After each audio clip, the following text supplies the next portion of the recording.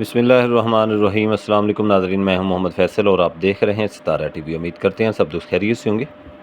ناظرین، آج ڈیٹ ہے 10 اگست 2026 بروز سوموار۔ پاکستان بھر سے گندم کے ریٹس کے ساتھ آپ ناظرین کی خدمت میں حاضر ہیں۔ تو سب سے پہلے ہم بات کر لیتے ہیں سندھ کے کچھ علاقوں کی، کیونکہ سندھ کے اندر گندم جو ہے آج پھر 100 سے 200 روپیہ بہتری تھی۔ کوٹری کے اندر آج کیش پیمنٹ فی کوئنٹل گندم جو ہے وہ 12,050 روپے تک ریٹ جو ہے وہ چلتا رہا۔ حیدرآباد کی بات کریں تو حیدرآباد 12,000 روپے سے لے کر 12,050 روپے تک فی کوئنٹل ریٹ رہا ہے۔ اور اگر بات کریں ناظرین نوری آباد سے، تو نوری آباد کے اندر گندم کا ریٹ 12,100 روپے تک آج فی کوئنٹل رہا ہے۔ کراچی کے اندر گندم کا ریٹ 12,150 روپے سے لے کر 12,200 روپے تک فی کوئنٹل کے حساب سے چلتا رہا۔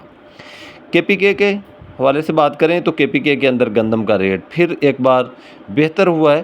پشاور کے اندر آج گندم جو ہے وہ 12,900 روپے سے لے کر 12,950 روپے تک فی 100 کلو کے حساب سے چلتا رہا ہے۔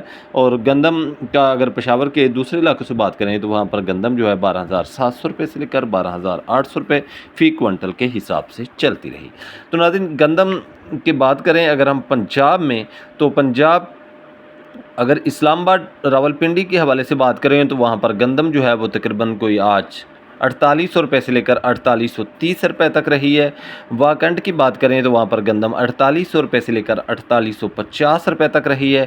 لاہور کی بات کریں تو لاہور کے اندر آج گندم کا ریٹ 4,700 روپے سے لے کر 4,750 روپے رہا ہے۔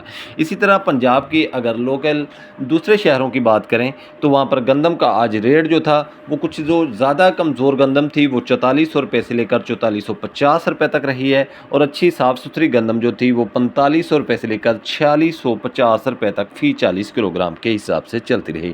تو گندم کی مارکیٹ جو ہے وہ ایک بار پھر مضبوط ہو گئی ہے۔ پچھلے 2 دن کل بھی تقریباً مارکیٹ کچھ تیز ہوئی تھی، لیکن اس سے پہلے 2 دن تو تھے وہ مارکیٹ کچھ کمزور رہی ہے۔ اب پھر ایک بار مارکیٹ کے اندر جو ہے وہ جان آنا شروع ہو گئی ہے۔ تو امید ہے کہ اب گندم کی مارکیٹ جو ہے وہ کمزور نہیں ہوئے گی، آئے روز ایک آپ کو نیا سرپرائز ملتا رہے گا انشاءاللہ۔ تو جیسے ہی اپڈیٹس آتی رہیں گے ہم آپ ناظرین تک پہنچانے کی پوری کوشش کرتے رہیں گے۔ ہمیں دیجیے اجازت، انشاءاللہ نئی اپڈیٹ کے ساتھ آپ ناظرین کی خدمت میں پھر حاضر ہوں گے۔ اللہ حافظ۔